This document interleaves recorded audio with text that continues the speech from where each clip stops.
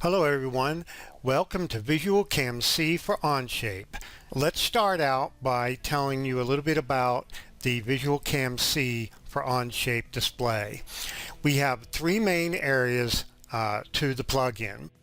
At the top you can see we have the VisualCAMc main toolbar across the top, and we'll be working from this toolbar starting from the left to the right. We also have on the left the VisualCAMc machining browser, and it's divided into two tabs. The machining job tab, where all of the elements that you create to machine your part are listed under the machining job.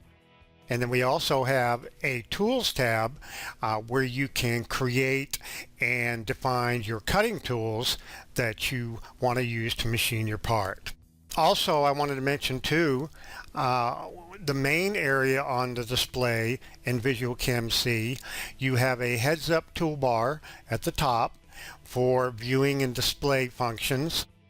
And also up here in the top left corner of the display, you have toggles for turning off different screen elements in your part.